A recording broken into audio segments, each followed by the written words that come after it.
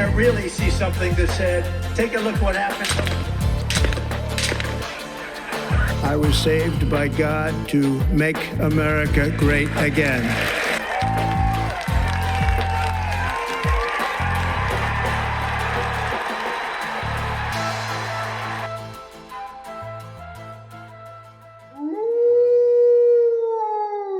Welcome back to another 4547 blog presentation of the New Conservative Radio Show. I'm your host, Ninj. You can find us on iHeartRadio, Apple Podcasts, Spotify, Amazon Music, and everywhere else you get your major podcasts. You can catch our reruns on YouTube, and we go live every Sunday at 8 p.m. Eastern on Rumble. Our social media handles 4547 blog. We're on X, Instagram, Facebook, and TikTok. And visit 4547blog.com to donate, buy the digital blogazine for only $1, hit our merch store, or read a new article. With that, let's get into the show. Today we got Trump's integrity over the years, we got jobs, USDA relief for farmers, tariffs update, a little bit about the partisan activist piece of shit judges, the deportations that are going on, the hands-off protests, and also Meta in China. So let's get right into it. For decades, the United States slashed our trade barriers on other countries, while those nations placed massive tariffs on our products and created outrageous non-monetary barriers to decimate our industries. They manipulated their currencies, subsidized their exports, stole our intellectual property, imposed exorbitant VAT taxes to disadvantage our products, adopted unfair rules and technical standards, and created filthy pollution havens. This all happened with no response from the United States of America. But those days are over. But such horrendous imbalances have devastated our industrial base and put our national security at risk. In the face of unrelenting economic warfare, the United States can no longer continue with a policy of unilateral economic surrender. We have to take care of our people, and we're going to take care of our people first.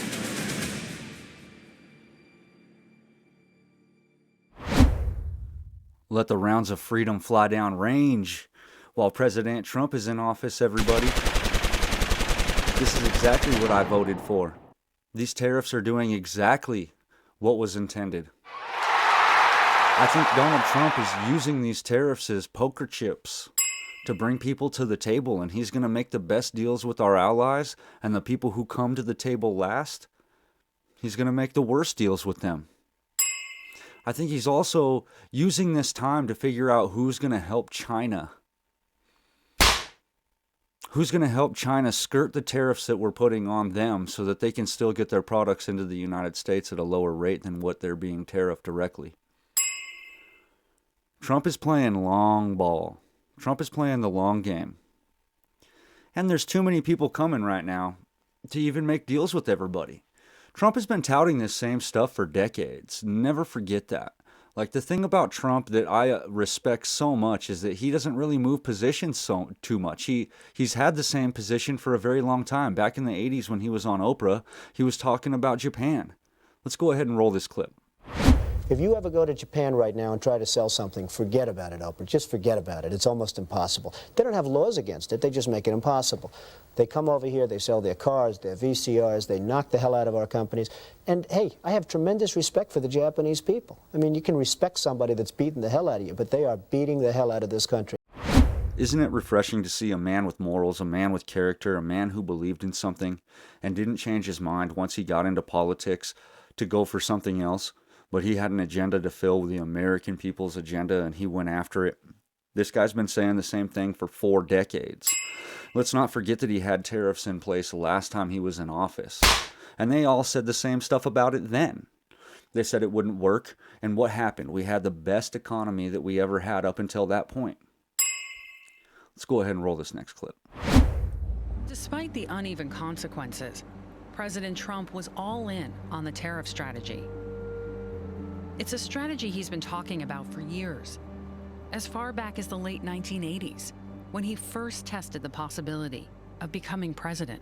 Our guest, the famed developer Donald Trump of New York. Back then, Trump's target was Japan and its trade practices. The fact is that you don't have free trade. We think of it as free trade, but you right now don't have free trade. And I think a lot of people are tired of watching other countries ripping off the United States. This is a great country. He believed from the beginning that there's really nothing worse than being laughed at. They laugh at us. Behind our backs, they laugh at us because of our own stupidity. And he came to see the Japanese as laughing at the United States, at taking advantage of the United States by stealing the jobs, by dumping product here.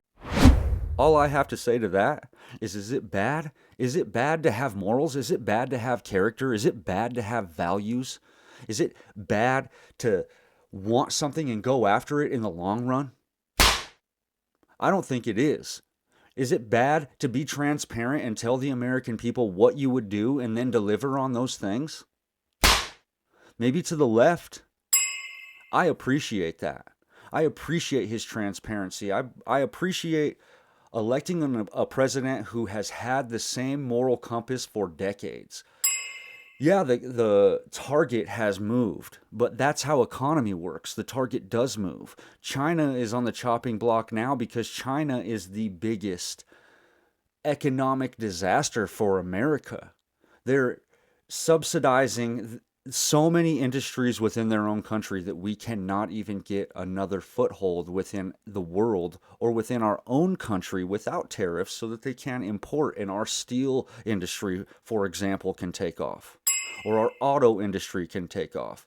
This is a problem that's not just a Democrat problem. This was a Republican problem. This was a Democrat problem for decades. Nobody stepped up to the plate or took a swing at the fucking ball. Donald Trump knows this is his last term. He can't get elected again. He's going to do what he said he was going to do in the first place. He did do tariffs the first time, but nothing like this. He's changing the entire distribution of the world. He's changing the logistics of businesses around the world. There's nothing wrong with this. Let's continue this clip. After Japan's economy cratered, Trump shifted his ire to a rising economic power, China. They are ripping us like we've never been ripped before. If you look at Japan, if you look at China, where we lose $100 billion a year with China. He's been saying the same thing for 30 years. Donald Trump has a very binary view of life and certainly of the world. And so to confront China, which he perceives as America's most important and dangerous rival, and to be able to use blunt instruments against them and to come out and at least be able to say that you're a winner and they're a loser, it's hard to imagine anything more appealing to the core of his personality. Who the fuck is that guy? Who the fuck is that? The only binary view I see is this guy's binary view. He has TDS syndrome and he's trying to project a position that he's smarter, basically, than Trump, because Trump uses blunt instruments when he talks. Trump has Trump's personality, and if you people haven't understood that after 4 years of having him as your president already, you guys are just oblivious to the world. You guys don't understand how people work, and you guys are oh so into understanding how people are feeling, but you really don't understand how people work at all. This shit's wild to me. The thing that this really, really does, though, is it proves that the left understands that Trump has been saying the same thing for decades also. They understand that. He just said that. So why are they surprised when Trump is doing the same thing that he did in his last term? He put tariffs on in the last term. He negotiated with people, and it ended up good for the American economy. This time, he's just playing a harder hand. It's going to end up in the same way for the American people. Trump doesn't come from a political background. Trump comes from a background of business, where it's negotiations and real fucking men. It's real estate, construction that he was dealing with. There's a lot of alpha males in the construction business. Trust me, I ran a general contracting business.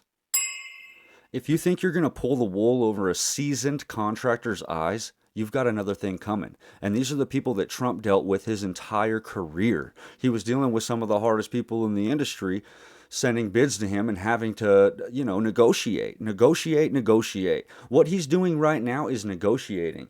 And Congress has none of these abilities at all whatsoever. All they do is throw money. We have leverage in America, and Trump is recognizing that we have leverage after his first administration, and now he's using it. Me and millions of other American people are very happy to see this. Let's roll this next clip. First time I ever met Trump, I was, coming out of Goldman Sachs and being somebody that had been in finance for a number of years, I was set to be unimpressed.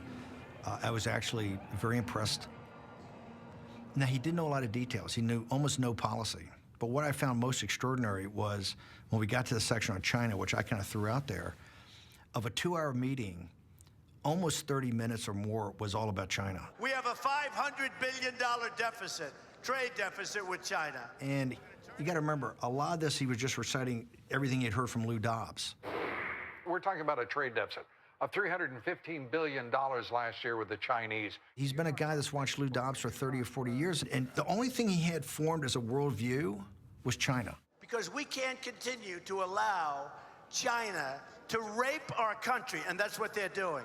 It's the greatest theft in the history of the world. He talked in this kind of vernacular that kind of hit people in the gut, and particularly when we talked about trade and job shifting overseas. What was his message to these people on trade? China's to blame? The message is very simple, is that the elite ship the jobs overseas, and I'm going to bring it back. The message was the truth, and the truth set us free. Donald Trump has been touting the same things. Donald Trump was just a regular old person. All this tells me is that he had a worldview of a person like me or you. A person who is just watching from the outside and seeing that we're getting fucked, and then when he gets put in, he didn't know what he was doing 100%. Like I wouldn't, like you wouldn't.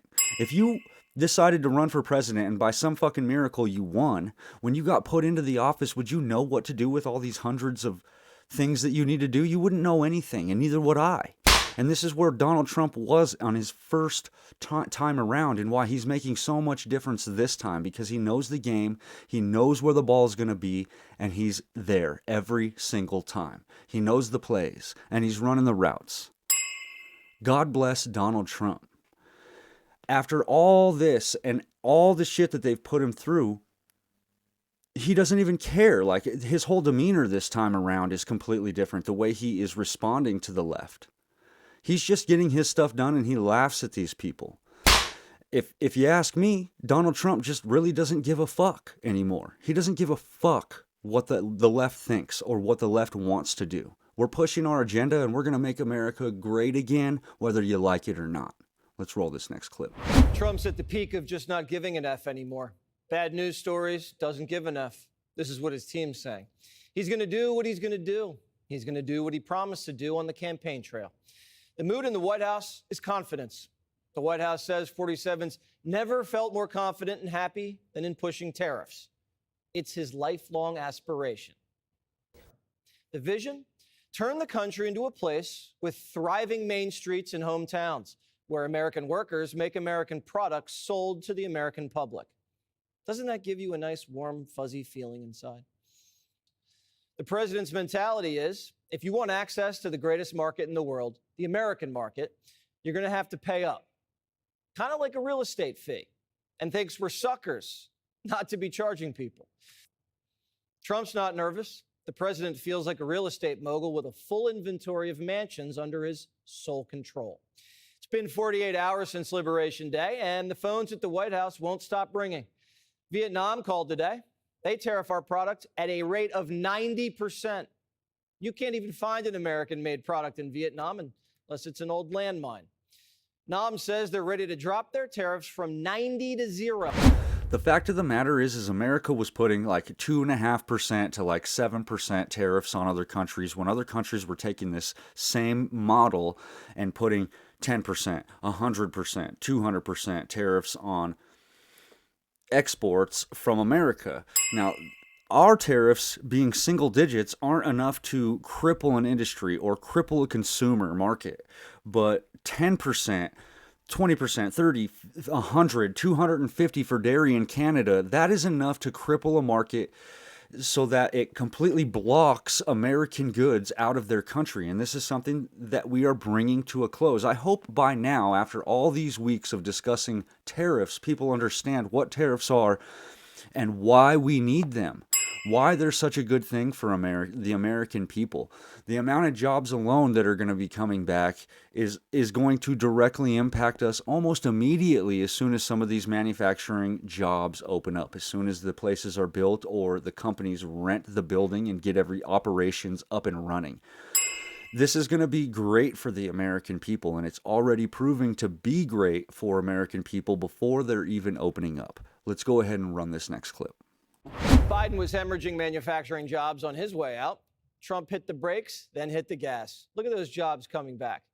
It's not just manufacturing. The ranchers, farmers, and fishermen love it.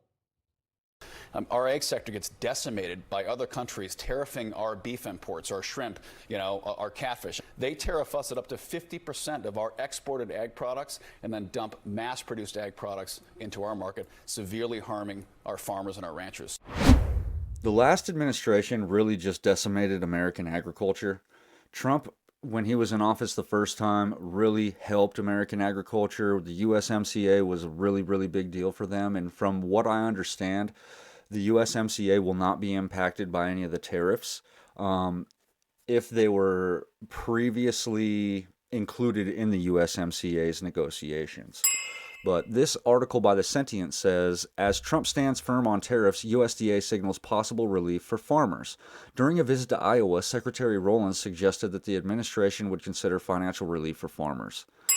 Commenting on his newly announced tariff plan on March 3rd, President Donald J. Trump had a few words for farmers. Have fun, he wrote on the social media platform he owns, Truth Social. On April 2nd, Trump's tariff plan was finalized, a blanket 10% on any imported goods into the United States starting on April 5th, and reciprocal tariffs as high as 34% on major importing countries like China to begin on April 9th, through the president's own statements suggesting no desire to backtrack, likening criticism to panic and weakness, and tariffs to medicine that you have to take.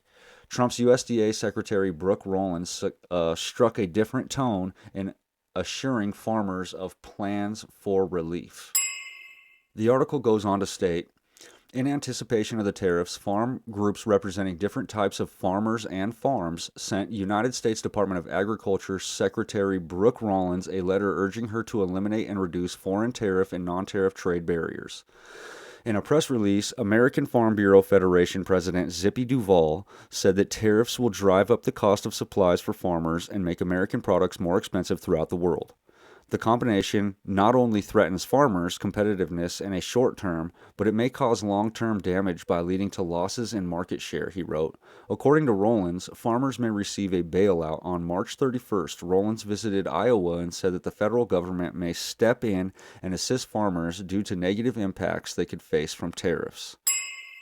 It says, during Trump's last presidency, USDA economists estimate that retaliatory tariffs caused a reduction of more than $27 billion or annualized loss of $13.2 billion in U.S. agriculture exports, with the largest amount of annualized loss in Iowa. In 2018, the U.S. government provided afflicted farms with aid. Even Iowa Senator Charles Grassley, who owns and operates a farm, received federal bailout money. But many farmers told the New York Times that the aid was difficult to access. President Trump is using tariffs as leverage to force our trading partners to the table and put American farmers first. My job is to protect Iowans, and I'm working directly with the administration to ease the short-term impact, keep our AG economy strong, and open the door to new export opportunities, Iowa Governor Kim Reynolds says in a statement regarding the tariffs. It goes on to say, in the Truth Social post last month, Trump told farmers to get ready to sell more goods inside the U.S. However, the vast majority of the American agricultural market is far from local. Over half of all soybeans grown in the United States are exported mostly to China, which is also the world's largest importer of soybeans. The vast majority of those soybeans go to feed animals raised for consumption as more and more people in China integrate meat into their diet. China is transitioning to a meat production model, similar to the United States, where animals live in concentrated animal feeding operations, which are confined spaces where hundreds or even thousands of animals are raised for slaughter. China now produces more poultry than the United States. On April 4th, China announced a 34% retaliatory tariff on the United States.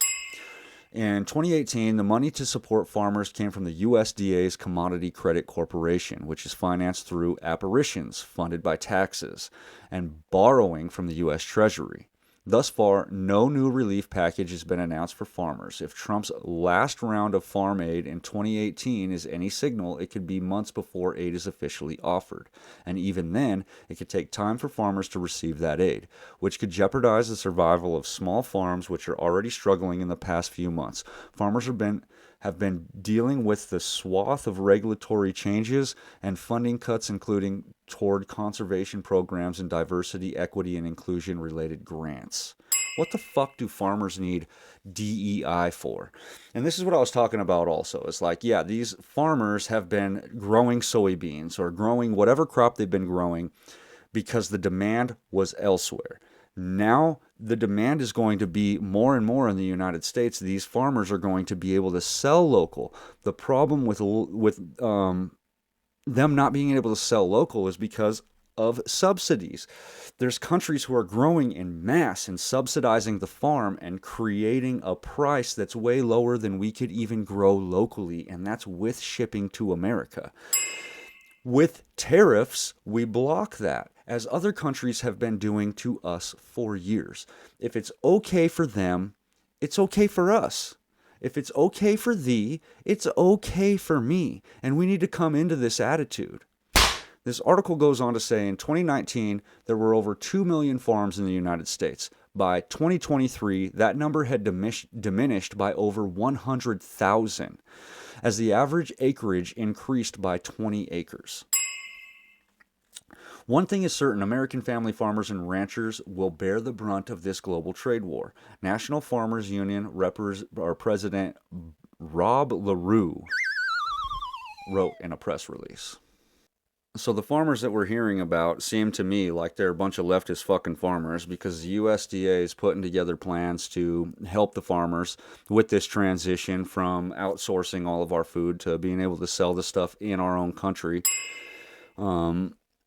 So, I mean, if you take what Trump did in his first term for the farmers and you apply it to this term, I think we have nothing to worry about when it comes to agriculture. Yes, this is going to be a shift. Yes, there's going to be some pain. Yes, some people may even go out of business. This is how business works. I feel for those people. I'm very sorry, but the show does go on. And I think American agriculture is going to be stronger and better after these tariffs. But let's go ahead and roll this next video. President Trump is no longer going to allow American workers and companies to be ripped off at the hands of foolish trade practices that shipped away millions of high-paying jobs and hollowed out communities across the country. It's America first, all the way. And despite fear-mongering by the media, the world is clearly responding to President Trump's approach. Just yesterday, President Trump held a bilateral meeting with Israeli Prime Minister Benjamin Netanyahu here at the White House. The Prime Minister pledged to immediately eliminate America's trade deficit with Israel and remove their trade barriers. Israel's proactive approach should serve as a model for the rest of the world. Also yesterday, the President spoke with Japan's Prime Minister, who wants to negotiate as well. The President also spoke to the acting President of South Korea this morning. He has tasked Secretary Bessent and U.S. Trade Representative Jamieson Greer to lead these talks. In total, since the Liberation Day announcement, nearly 70 countries have already reached out to the president to begin a negotiation. Countries are falling over themselves to reform their unfair trade practices and free open their markets to our country. Why? Because these countries greatly respect President Trump in the sheer power of the American market. These countries realize they've gotten filthy rich over the past few decades by imposing substantial tariffs on American-made products and ridiculous non-monetary barriers to block out American industry. Trump is the king of negotiation, and he is the one that we want advocating for us to the rest of the world and making these deals for sure. What I think he's doing is he's bringing in our closest allies, people who are going to say, you know what, yeah, and agree with us. They're going to agree with us, and they're going to agree to our policy. They're going to agree to our trade terms. They're going to have the most relaxed trade terms. These are the people who are coming to us first so that we can gain cooperation from the rest of the world. If they see people getting what they want and getting good deals in the end, it's going to bring more and more people to the table, even though that we already have 70, 75 out of however many countries already approaching us. We are lined up and booked out to be setting these deals and be sitting down with these people for the next few months. And that's why he put a pause on the reciprocal tariffs. The 10% tariff, I think, is never going to go away, and that's why he's developing the external revenue service.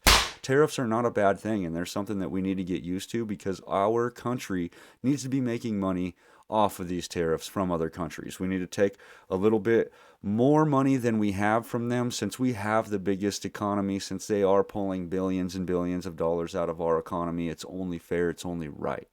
Well, let's go ahead and roll this next clip. It is about time America finally has a president who is taking action to restore those millions of jobs back to the United States of America, to boost our manufacturing industry. He's doing what's right for the American people. It will take a lot of labor. It will take a lot of effort. But that's exactly what the American people elected this president to do. He will be talking about our energy agenda at 3 o'clock today. Over in the East Room, as you all know, he will be signing a bill to unleash the might of our beautiful, clean coal industry in this country, which is a reliable energy source also for AI. There's a great story in Bloomberg today, actually, about the executive order that will be signed later. So we'll see you all there. I'll let the president speak more. We'll see you later. Thanks, guys. Here's something that's not really being talked about a lot, is that with these manufacturing plants and with these technology plants like the iPhone factory or the OpenAI projects, or even fucking the AI projects that already exist here, they're going to be building power plants with these facilities. So it's not only employing, you know, low-end people, high-end people, it's employing people from different industries all together. They're going to have small power plants to be able to power their factory directly, and I guarantee you they're going to be selling that power back to whatever major power company is in the area. In Colorado, in Golden, Colorado, Coors, the beer company, has a power plant in Golden, and they sell their excess back to Xcel Energy. So this isn't something that is like new, and it's not unheard of. This is something that we used to do back in the day, and then who knows what happened. I have no idea what happened, but we stopped giving the rights to these companies to be able to build their own power plant, which is, it's stupid. If a power plant is being built with a big company, then that company is maintaining the grid and stuff like that. So I don't know. The blue collar comeback is here, and jobs are coming, wealth is coming, prosperity is coming. We just need to be patient. It's on its way. President Trump is making things happen in his cabinet. Like I said, all these people are moving, and they're moving at the speed of Trump. And that fool never sleeps, so. The American people are fed up with high energy costs. We want America to lead the world in energy. When it comes to rebuilding the military, you're right, it is a dangerous, dangerous world. And when it comes to the tax cuts, we're going to extend the tax cuts. It's going to be bumpy. It's always bumpy, and it's particularly with the House, which has an excruciatingly small majority. The other problem that we have is with all the rhinos in our party, Republican by name only. These people are always fighting against our agenda. They might as well be a Democrat. We have a big problem with people running as a Republican but then voting as a Democrat in our country. We wouldn't have this problem if everybody was honest, but our politicians are never fucking honest, and it's hard to weed these people out because they're snakes. You know, they smile in your face and then they bite you in your back and fucking, you know, take your family away from you and turn them trans and shit. But I digress. Let's run this next clip. This blue collar comeback, it's real, because President Trump is the man we need with a steel spine to get the job done. 70 countries? It's a good day in America. Senator Cruz. Look, failure is not an option. You look at the election in November, it is as clear a mandate as we've ever seen from the American people. And I'll tell you, one of the things that I am impressed with in both the Senate and House is I think Republicans understand we have a job to do. Doesn't it feel good to be able to believe politicians when they say that they're doing work for you, knowing that Donald Trump is at the helm, knowing that Donald Trump is the boss of these people, so these people are definitely going to be working because Donald Trump is pushing his agenda, as we can see. Donald Trump is pushing the agenda of the American people forward, and the only thing holding them back now really is these fucking judges, these Democrat judges, these liberal judges. We all know that it's an overstep of power, and Congress needs to come up with a bill to check these rogue judges' power. Let's roll the next clip. Democrats today are angry at the voters for re-electing Donald, and they engaged in lawfare to stop democracy from operating. You don't need to be some soothsayer or the oracle at Delphi to understand that there's something amiss here. Ted Cruz says it perfect right here. The Democrats are literally angry at the American people for electing Donald Trump to be president again. They're pouting in the corner. They're the minority. We won the presidency, the popular vote, the Senate, the House. Narrow majorities, but we still won. I mean, these people are even arguing that we won the popular vote just by a little bit, so it doesn't even count. Like, these people are delusional, and no matter what we do, we're always going to be wrong in their eyes. These judges aren't judging based on the law. They're judging based off of opinion, and I think everybody sees through the facade of the bullshit that they've been trying to sell. But I digress. What I think you are getting at is the politics that potentially are being played, where a judge who may feel a certain way politically may step up against Trump at this point. So it fits right in with a brand new opinion piece titled, "America Has a Robed Politician Problem," arguing that the left, unable to secure their agenda at the ballot box, has turned to national injunctions as a weapon to engineer outcomes they could not achieve democratically. What's your take on that? Yeah, I mean, this is really the fundamental difference between a conservative justice and a liberal activist judge. The conservative will view the law as it's written, not how they want it to be.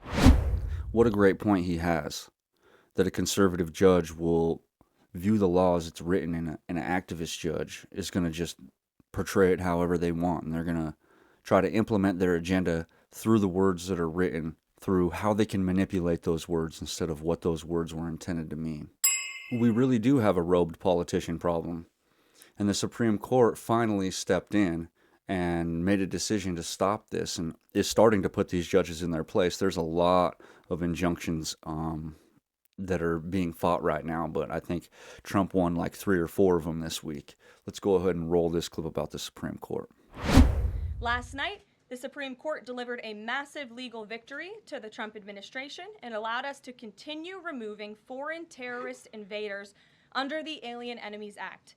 This was a smackdown to a rogue left-wing, low-level district court judge who have relentlessly tried to stop President Trump from using his core constitutional powers as head of the executive branch and as commander-in-chief. The highest court in the land made it clear that the President of the United States has the power to protect our homeland and forcibly remove foreign terrorists who pose a grave threat to families and communities. Trump did get some victories at the Supreme Court level this week, and I found this article by Bloomberg Law that says Trump hypes incremental wins at Supreme Court as big victories. The article goes on to say President Trump is heralding victories of the Supreme Court that legal experts say are short-term, procedural, and incremental wins at best in his effort to unilaterally advance immigration and federal spending priorities. Responses to rulings that allowed the Trump administration to keep deporting alleged Venezuela gang members, halt teacher grants, and fire federal workers are among those said to be overblown. And the court this week issued a high-profile ruling ordering the government to facilitate the return of a Maryland man it deported to El Salvador, largely rejecting the administration's arguments that doing so would go beyond the government's authority, which this isn't even true. What that ruling says is if El Salvador wants to send the guy back from El Salvador to America, that we have to facilitate it, that we have to say, okay, and then allow it to happen. But that's never going to happen anyway. So that ruling is being misconstrued, and that's retarded. It says Trump is seeking help from the justices after a wave of losses in the lower courts. He's asked for emergency rulings in 10 cases so far. The justices have blocked lower court orders against the administration in 3 of the 6 they've decided. Others are still pending. And it goes into a bunch of opinion stuff by some Michael Ramsey dude from San Diego, and then a Notre Dame law professor named Derek Mueller that just talks pretty stupid shit about Trump. It says, on the other side of the court's ideological divide, Justice Sonia Sotomayor said her colleague's decision to let Trump keep deporting alleged Venezuelan gang members is inexplicable and as it is dangerous. The president quickly praised the ruling on social media. The Supreme Court has upheld the rule of law in our nation by allowing the president, whoever that may be, to be able to secure the borders and protect our families and our country itself, Trump wrote on Truth Social. It then goes into detainee litigation, and it says, but while the majority and the dissent in the case, known as Trump versus JGG, disagreed on what type of claim detainees can make and where they can bring them, Mueller said they fundamentally agreed there is a way for people to challenge their decisions. So this is how the Democrats see their way of challenging the Supreme Court decision on detainee litigation. It goes, for all the rhetoric of the dissents, today's order and pure curum confirm that the detainees subject to removal orders under the AEA are entitled to notice and an opportunity to challenge their removal. The court's unsigned opinion, April 7th, said, referring to the Alien Enemies Act, the 1798 law allows the president to remove foreign citizens of a hostile nation during wartime. The majority ultimately lifted a lower court's hold on deportations, saying the plaintiffs should have filed a habeas petition in the federal district in which they were confined rather than challenge the use of the AEA, the Alien Enemies Act, in the U.S. District Court for the District of Columbia under the Administrative Procedure Act. It says, days later, the citing of the Supreme Court's April 7th ruling, federal judges in New York and Texas temporarily halted the deportations once again. The plaintiffs are likely to succeed on the merits of their claims that either the Alien Enemies Act nor the presidential proclamation authorizes removal of detainees or other persons similarly situated without notice and hearing. Southern District of New York Judge Alan Hellerstein said in his April 9th order. It says, Ramsey said it shows the justices are concerned with procedural formalities. They're insisting that lower courts not cut corners on procedure and follow technicalities, he said. The other win was on the federal workers, and it says, a 7-8 court reversed a lower court ruling halting the firing of thousands of federal employees. The nonprofit groups that secured the order didn't have standing, the April 8th order said. While the order means that Trump's administration doesn't have to immediately rehire those employees, it's likely another group of plaintiffs will have standing, and therefore the case will continue, Ramsey said. Even Justice Ketanji Brown Jackson, who dissented from the Supreme Court's order in that case, did so because of procedural concerns. She would have declined to reach the standing question in the context of an application of emergency relief, the order said. In the deportation case, Jackson scolded the court for resolving issues via its so-called shadow docket without full briefing and argument. She called this fly-by-night approach to the work of the Supreme Court misguided and dangerous. When there's precedent to get something done, then flying by night is probably the best thing that we can do instead of waiting and having to every stamp that needs to be stamped. The Democrats are so powering when it comes to this procedure and the paperwork and going through the right motions. Sometimes we need to skip motions in order to get things done, but when it's not in the favor of the Democrats, then that's when they have to, throw everything down and have a little hissy fit. This goes on to say, the court does seem to be overly willing to step in when the government asks them to, says Carolyn Shapiro, co-director of the Chicago-Kent College of Law Institute on the Supreme Court. Like, who the fuck is that, Carolyn Shapiro? Shut up, nobody cares. And then it says, it's often not conducive to them being able to fully understand what's at stake, she said. So she's judging the judges on their understanding of how important... Wow, these people are fucking crazy. Nobody can do anything right if it's not what you want. Like, the right is nowhere near as crazy as the left when we don't get our way. Like when Joe Biden won and we were going through all this bullshit, nobody was doing what the left is doing right now. I shouldn't say nobody, but it was nowhere near this scale. They literally throw their body on the floor and they kick and scream and pound, and it's getting old. I think they're losing their base, and they're going to continue to until there is no base left except for a bunch of freaks.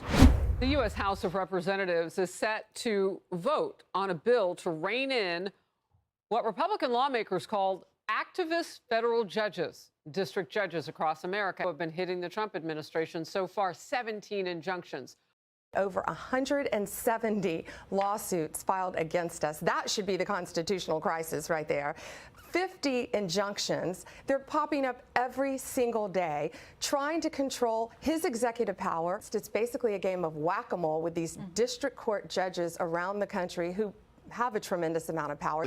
They're not going to be right. The Supreme Court's going to slap them down.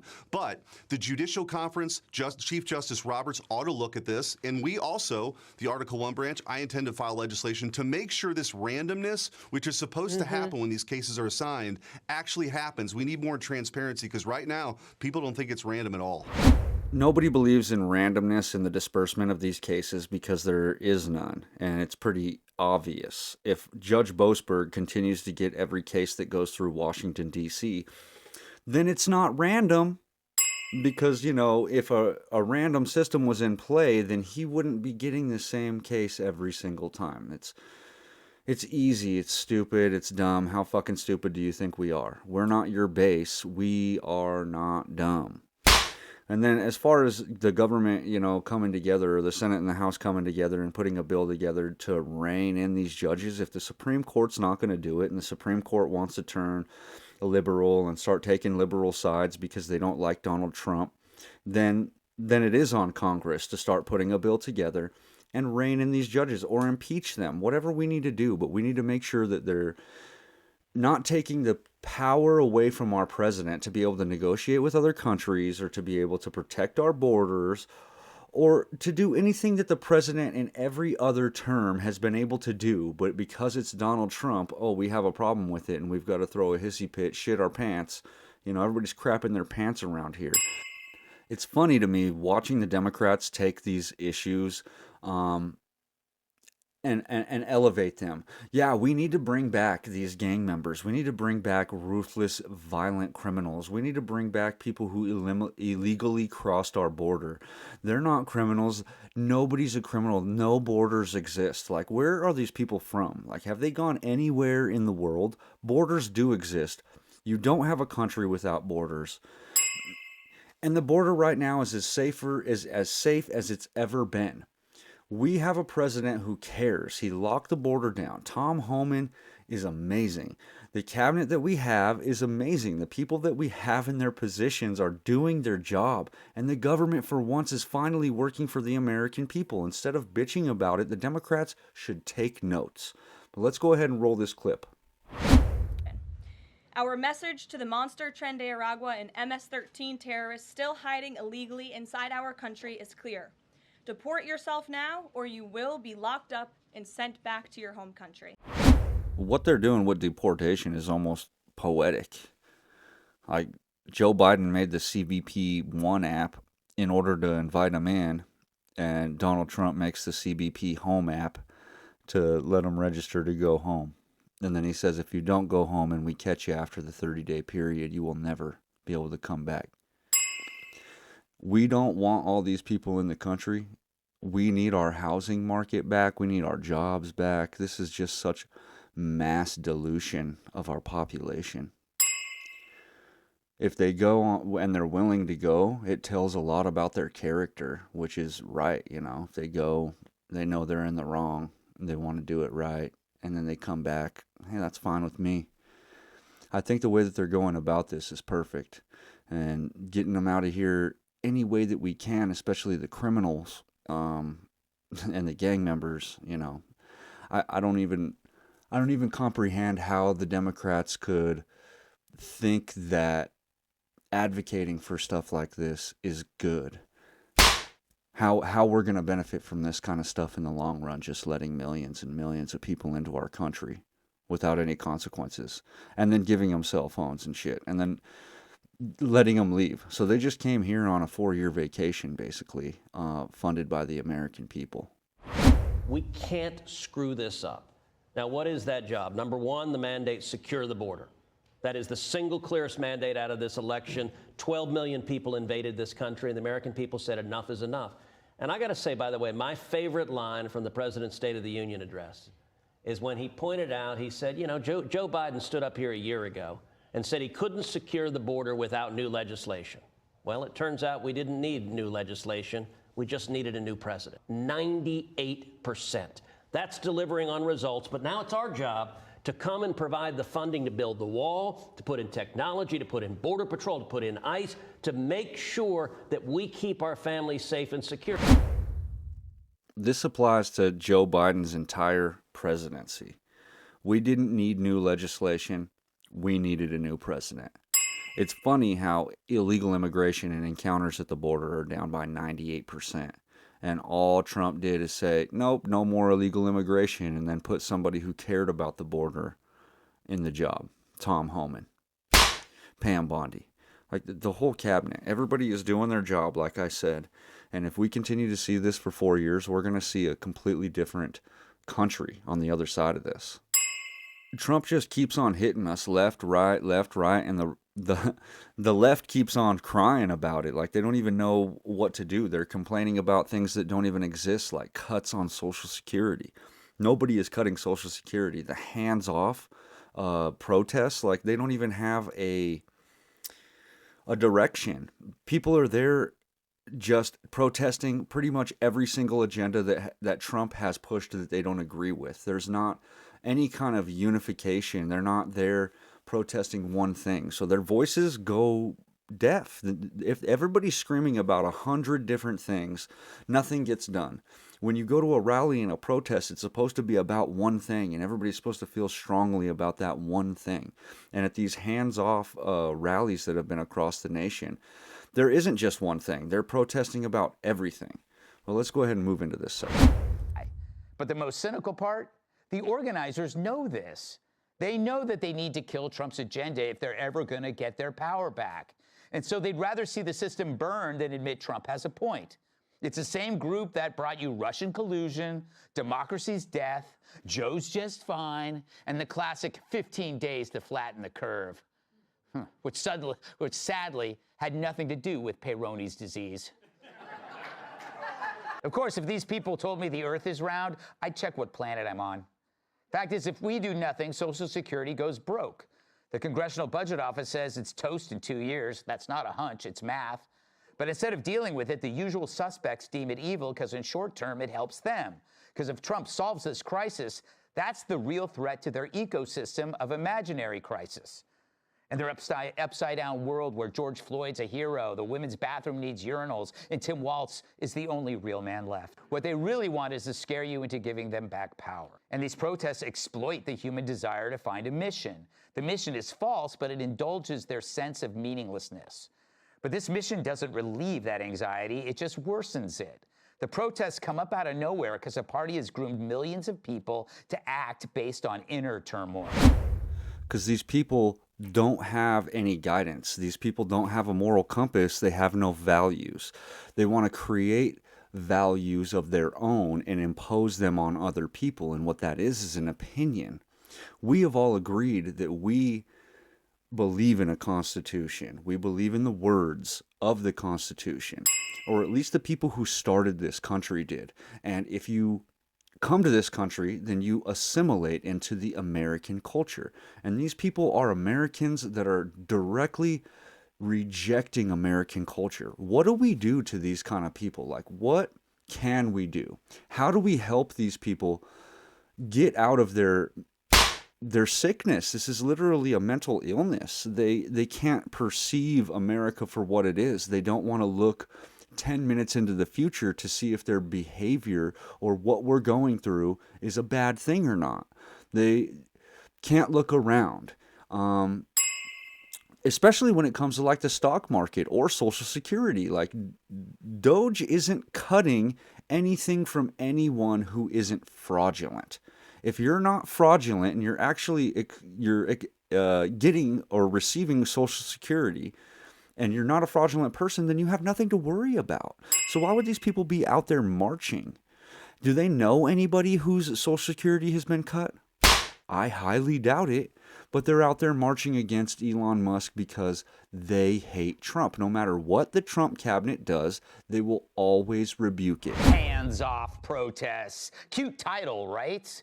Sounds like something written on Joy Behar's lunchbox at work. But it's fun hearing hands off from people whose hands are in your wallet, scratching Teslas and reaching for your kids. And with so many trans women in the crowd, some of those hands were huge. But what an exercise in mass performance art. The message? For the government to keep its hands off Social Security. But hands off is pure progressive branding. Big emotion, zero accuracy. It's like staging a protest to save the whales in Nebraska when we all know whales are in New York. So what's this really about? It's about having no argument against the thing it's railing against. Doge's actual goal? Preventing a full-blown economic collapse. Is that good for the country, preventing a full-blown economic collapse? Obviously, to the liberals, it's not. No matter how many times we say we're not going to touch Social Security, we are not cutting anybody's Social Security. If anything, people's Social Security is going to go up because we're saving fraud and we're going to have more available dollars. But they don't see it that way. And even though they don't know one person who's been affected by Social Security, they're out there protesting. It's just branding, this hands-off stuff. Can they keep their hands off Teslas? Can they keep their hands off Trump's agenda since the majority of the country voted for this? Can they keep their hands off of our opinions and stop trying to put their hands on everything that we do? Can they keep their hands off of shopping for bullshit judges that are going to try to push an agenda instead of enforce the laws that are already written? These people that are trying to create their own laws? Like, look at who these people are. When you look around the crowds, it's a bunch of fucking gay people, a bunch of young kids that don't even know, not even a bunch, there's just young kids scattered in that don't even know why they're there really, and then a bunch of old people that are touting about Social Security. There's nothing that they're even protesting that's true. They're protesting non-reality. These people are out there saying, hey, we're all sick, and this is why we need to bring back the mental institution, because we could literally go to these rallies and round all these fucking people up and put them in a mental institution where they belong. Hands off my Ovaltine, hands off my hard candies. Like, these are old, elderly people who have nothing to live for. Yeah, it's not hands off my body because no one's going there. Nobody is. Was that mean, Emily? Is it? Andrew does bring up a good point. There seems to be a demographic there. There is a demographic there, and it's the demographic of people who sell out America. It's a demographic of people who don't care about their fellow Americans unless their fellow Americans believe, think, and want exactly what they want. They claim diversity, but if you actually are diverse in your thinking, they want nothing to do with you. This is scary because these people have sold us out. Social media, Mark Zuckerberg, he came out and he was like, oh, Facebook is no longer going to fact check. We're sorry. It was all Joe Biden. And then you get things like this. She told senators Meta worked directly with the Chinese Communist Party to undermine U.S. national security and betray American values. I witnessed Meta work hand in glove with the Chinese Communist Party. Wynne Williams also alleging Meta's artificial intelligence model, known as Llama, was used to help develop China's deep state. So not only does China steal our intellectual property, people like Mark Zuckerberg willingly just hand it over so that China can become more of an innovator. Instead of an imitator, we can push China forward to be an innovator and become the main economy, take over the US dollar, push the US out of markets. What the hell was the ultimate objective here?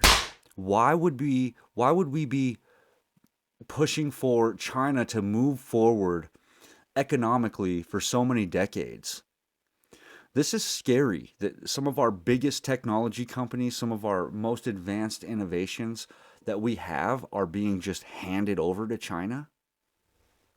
This isn't treason. At what point nowadays in America is it treason? Can we please redefine what treason is and then implement it? That would be wonderful. Meta's AI model, Llama, has contributed significantly to Chinese advances in AI technologies. Shortly after her opening statement, Hawley circling back, asking Wynne Williams directly if Meta collaborated with the Chinese government. Of course, Zuckerberg's going to deny it. But I mean, this lady worked directly for Meta, and why would she have a reason to lie? I don't think she would have a reason to lie. If she has a reason to lie, it would be the same reason that Donald Trump is in office to make money. Like, it just doesn't make fucking sense. The takes that the Democrats have on these things are fucking insane. But what we need to be worried about is these people like Mark Zuckerberg that are willing to sell our fucking country out to China. These tariffs and the things that Trump is doing is perfect for our country, and I stand 100% behind him, even if it's hard on my family, on my pockets. Because I know ultimately in the end, it's going to be good for the country. Now, this next video is a bit long. It's about 15 minutes long, but it's an update on the status of China and how these tariffs are actually affecting China from the perspective of Chinese people. So let's go ahead and get right into that.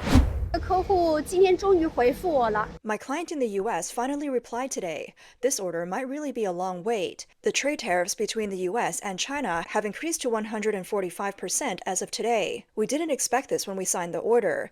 Back then, the client only had to pay a 30% deposit, and then production started. Now we've already produced over 1,000 stage boards with anti-slip patterns. I've just told the production department to stop this order.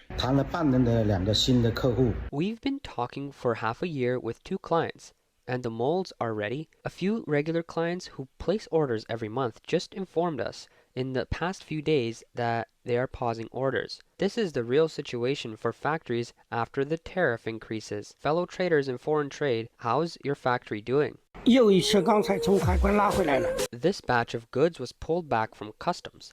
The tariff war is taking its toll. Small and medium-sized businesses are the biggest victims of this silent war. The risk of U.S. clients canceling orders is growing. Yesterday, a friend mentioned in the group that their client paused the order and refused to pay the final payment, saying they'll deal with it later. We've already decided to give up on the U.S. market. I just had a chat with several foreign trade and cross-border business owners. All the foreign trade bosses are struggling. I've heard that many foreign trade bosses have had their goods abandoned halfway. Many factories are almost all shut down. You raise tariffs and these machines are really just scrap metal now. The S205A precision machine can't be sold. This double spindle machine costs over 30,000 yuan, but no one's buying it. This high-end model is worth over 200,000 yuan, half price, but still no buyers. By 2024, even the Dota turret machine and power turret will be gone. Factories are shutting down, and you're raising tariffs. How are regular folks supposed to survive? Right now, everyone's struggling just to put food on the table. Speaking of China's major foreign trade provinces, people first think of the coastal areas. Due to convenient port logistics, Guangdong, Jiangsu, and Zhejiang together account for half of China's foreign trade exports. Tens of thousands of small and medium-sized factories are going bankrupt, and for the 81 million workers involved in exports, there's no work left. In just one night, Shaoxing has changed. There's no more factories, and workers are everywhere looking for jobs. Shaoxing used to be called the backyard of Hangzhou, but now factories have closed there, and people are flocking to Shaoxing. But look, the companies everyone talks about, like Sanhua, are no longer hiring. Su'er can't take anyone anymore. Angel isn't hiring. I've heard that nearly 100 workers are staying in hotels near factory gates, all waiting for Angel to start hiring. Even places like Shenzhou, Dumplings, once hiring workers above 50 years old, now wants workers under 35. These factories can hire 10 workers, but 20 people show up. Is there any good jobs left in Shaoxing? Folks from Shaoxing, can you tell me if there are any companies hiring now? Where can we make a living? 我说几句真话嘛。 Let me be honest, if we can't take these orders from the US, Southeast Asia, Vietnam, Cambodia, and other countries will be thrilled. They'll take over the market. Cambodia has long wanted to take this piece of the pie from China. Even though the US only accounts for 1/20th of the global population, it holds 1/3 of global consumption. I have a friend whose family in Dongguan, Guangdong, used to make trampolines for Americans, ones they use in their backyards. Now my friend's business is completely bankrupt, totally out of business. There's no way to keep going. They used to focus on the US market because only Americans could afford trampolines. Could we afford them? They tried to sell them domestically, but they couldn't sell. What can they do now? Before, tariffs were 10% to 20%, and they could manage, but now it's a disaster. This is a devastating blow to small and medium-sized businesses. I don't know what many people are fighting for, but if many people lose their jobs, what then? I graduated from university, and my work has been very unstable. This is a very real problem. 中国的工业制造成本优势 The advantage of China's industrial manufacturing cost is ultimately the result of poor human rights. It comes from countless Chinese people working long hours under high intensity, sacrificing themselves. We see this girl with dark circles working in a factory. One commenter said she looks like a shell whose soul has been drained by the assembly line. So where does this lead in terms of being far ahead? Only a small group of people are ahead. Look at the world. Only China is stubbornly resisting the U.S. tariff war. Almost every other country is preparing to talk with the U.S. because it's clear that the U.S. is the biggest buyer, the largest client. Other countries, as suppliers, need to please the buyer to secure their orders and maintain their income. Why does China choose to stand firm? Is it because China is really strong? In my view, it boils down to one thing. The Chinese government doesn't see its people as human. In the eyes of the current Chinese Communist Party, the Chinese people are less than cattle and horses, just weeds. What's the characteristic of weeds? Weeds keep growing back after being cut. As long as you don't pull them out by the roots, they'll grow again and again. They never stop. Meanwhile, the privileged class, who enjoy special supplies, will remain unaffected no matter how the tariff war goes. They don't need to worry about mortgage payments, children's schooling, losing jobs, income reduction, unemployment, or rising prices. Who's most affected? The result of standing firm is that many foreign trade factories will have to shut down, possibly facing bankruptcy. This means the upstream and downstream industries related to them will be affected. Hello, my name is Adam Ferrari, the Chief Executive Officer of Phoenix Energy. I look forward to you joining us at our next investor webinar, where you can drill deep. The U.S.-China tariff war continues to escalate. On April 9th, President Trump announced the suspension of high tariffs on 75 countries worldwide, but continued to increase tariffs on China to 145%. On April 11th, China's State Council responded, adjusting the tariff on U.S. imports from 84% to 125%. The statement noted, at the current tariff level, U.S. goods to China have no market acceptance. If the U.S. continues to increase tariffs on Chinese exports to the U.S., China will ignore them.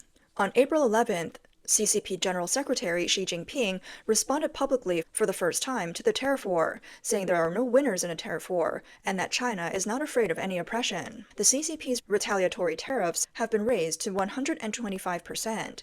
This marks further escalation in the U.S.-China trade war. UBS analysts point out that this effectively means a complete breakdown in trade between the two countries.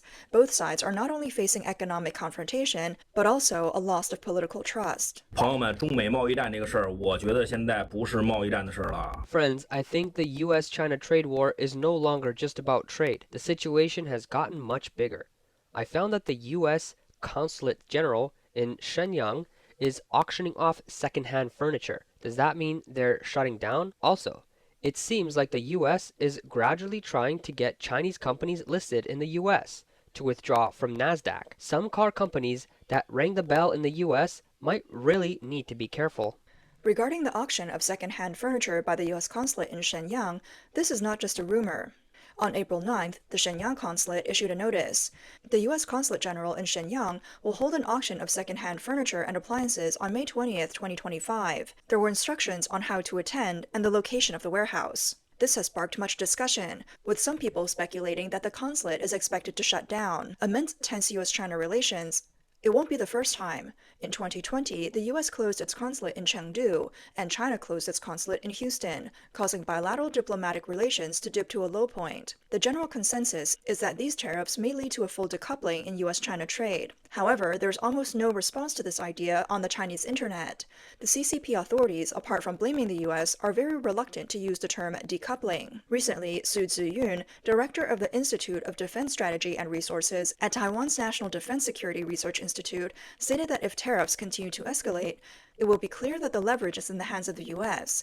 After all, the U.S. has market control and influence. Negotiating with 75 countries will likely allow the U.S. to replace China's supply chain. While China will try to find other markets and may create trade agreements outside the U.S., this will be disadvantageous for China due to its heavy reliance on exports. Su Ziyun also mentioned that the U.S. will gain the upper hand and maintain its technological lead, with the remaining factor being Trump's strategic decisions. He believes that the U.S. and China will enter an economic Cold War. In this tariff war, China has taken a hardline stance, but the situation is more complex. China cannot show weakness to the United States, but retaliating could lead to further escalation, causing more hardship for Chinese businesses and citizens. Economist Li Hengqing at the U.S. Institute for Information and Strategic Studies stated, "Since 2012, Xi Jinping has been pushing wolf warrior diplomacy, and this rhetoric cannot be toned down. His belief is that the East is rising while the West is declining, and the CCP wants to replace the U.S. as the world leader." Li believes this fantasy has become the CCP's ideology, and Xi Jinping does not care about China's economy or the people's lives. What matters to him is political image and grand narratives, retaliating against the U.S. tooth for tooth. In 2024, the total trade value between the U.S. and China was around $585 billion, with the U.S. importing about $440 billion from China, far exceeding China's exports from the U.S., which stand at about $145 billion. Li Hengqing pointed out that among China's three main economic drivers, the only one still functioning normally is foreign trade, with a trade surplus of $300 billion. A decoupling of U.S.-China trade would further harm China's economy. A social media user recently analyzed that the tariff war marks the beginning of a comprehensive confrontation between the U.S. and China, even predicting that trade might approach zero in the next 5 years. Recently, some goods shipped from China to the U.S. have been canceled by buyers due to the inability to bear the high tariffs. Many goods that have already been produced are now stuck in warehouses, tying up significant amounts of capital. These pressures will eventually lead to the bankruptcy of some businesses, triggering unemployment issues.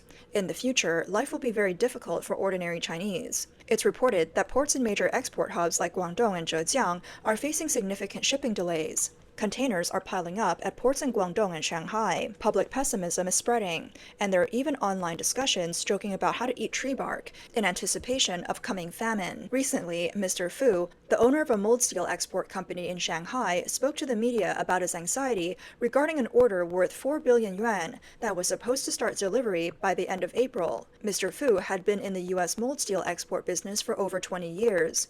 Before the U.S. imposed tariffs on China in 2018, he had 8 orders, but now only 1 remains. His annual sales to the U.S. have dropped from 20 million to just over 7 million. The unprecedented high tariffs have made him worry about losing his last U.S. client. He stated that while he has not yet received notice of an order cancellation, it remains uncertain whether the client will be able to afford the high tariffs. He has already invested about 3 million yuan into this order. Most of the tariffs on goods shipped to the U.S. are paid by the client, but based on Mr. Fu's calculations, if tariffs exceed 70%, there would be no business left to conduct. He said, "This could be our last supper in the U.S. market." The U.S.-China tariff war has intensified, and the skyrocketing tariff rates have left many Chinese foreign trade businesses deeply worried. On Chinese social media platforms, business owners from various industries have been venting their frustrations. Factory notices circulating online show that some manufacturers who haven't received any orders have announced that they're halting production and putting workers on unpaid leave. According to Reuters, some manufacturers have yet to receive any orders from the U.S. They make Christmas trees and holiday decorations. The U.S. is a major market for Chinese Christmas decorations, accounting for 87% of the imports, and orders from Chinese factories are typically confirmed by mid-April. The soaring tariffs have also hit cross-border e-commerce hard. Wang Xin, president of the Shenzhen Cross-Border E-Commerce Association, which represents over 3,000 Amazon sellers, told Reuters that the tariffs have been an unprecedented blow to cross-border e-commerce sellers. Some sellers are hoping to raise prices in the U.S., while others are looking for new markets. As the tariff storm hits, small and medium-sized foreign trade businesses without strong backing are being forced to lay low, while other businesses are seeking new opportunities overseas. Almost every business owner interviewed by Chinese media mentioned that expanding overseas may be the only path left for their company. One business owner, Zhu Jiang, is planning to build a factory in Cambodia. On April 11th, he told the media, "The mood among businesses around me is one of wait and see. We have already set up a factory in Cambodia, initially renting a factory space and later buying land. We have now leveled the land, and we're preparing to build our own factory." Zhu believes that companies will still follow long-term plans and steadily go overseas to set up factories, primarily aiming to sell products in Southeast Asia and Europe. However, considering the current uncertainty, the scale of the factories may not be large. General Manager of Hangzhou Jiayi Garment Company, Ding Yongguo, stated, "The pressure from tariffs is indeed being passed down to the production side." He said that around 20% of orders indirectly exported to the U.S. might be directly shifted to Southeast Asian countries due to the tariff war. The two largest economies, the U.S. and China, have launched the largest tariff and financial wars. In addition to the strong impact on macroeconomics, this will ultimately affect U.S. debt, U.S. stocks, exchange rates, and assets like gold. There's speculation that Beijing may allow the yuan to depreciate further to cushion the impact of the tariffs. However, analysts also warn that a significant devaluation of the yuan could trigger a chain reaction, including capital outflows, which is a situation policymakers are keen to avoid. Therefore, the yuan is unlikely to undergo massive depreciation. After the yuan devaluation in 2015, capital outflows accelerated, with nearly $700 billion leaving China that year. With China's economy already in decline for several years, a large-scale capital outflow could make the situation even more complicated for the CCP. Additionally, it's likely that the CCP will sell U.S. Treasury bonds in large quantities to disrupt the U.S. bond market and increase U.S. borrowing costs. Reports suggest that the CCP sold $50 billion in Treasury bonds in mid-April, and the remaining $710 billion will be gradually cleared. Since the summer of 2017, the CCP has sold about a quarter of its U.S. Treasury holdings. According to data from the U.S. Treasury Department, as of January this year, China holds $761 billion in U.S. debt, second only to Japan. However, the effects of a currency war are highly complex. If China sells large amounts of U.S. Treasury bonds, not only will the U.S. be affected, but China will also suffer significant losses. As of March this year, China's foreign exchange reserves stand at $3.2 trillion, most of which are denominated in USD. If the US dollar and US Treasury bonds devalue significantly, China's foreign exchange assets will also depreciate. Well, I don't know about you, but viewing that video, it doesn't sound like to me that the Chinese people are very comfortable and that they want this tariff war and that they want to continue to go, tariff percentage for tariff percentage with the United States, because they know that we are the market. We control the market access. We have the cards, and if we shut it down, they have to go to some other country, or if they can't do that, then they're just screwed. It sounds like China and the Chinese people are preparing for recession. Teaching people how to eat bark doesn't sound too pleasant. But that's all I got for you guys this week. Thank you for joining me. Please visit 4547blog.com. We have a donate button so you can support the show, or you can buy some merch, or even just listen to one of our reruns. But thank you again for joining me. We'll see you again next week on Rumble at 8 o'clock Eastern. Have a great week, you guys. We will make America strong again. We will make America proud again. We will make America safe again. And we will make America great again. God bless you and good night. I love you.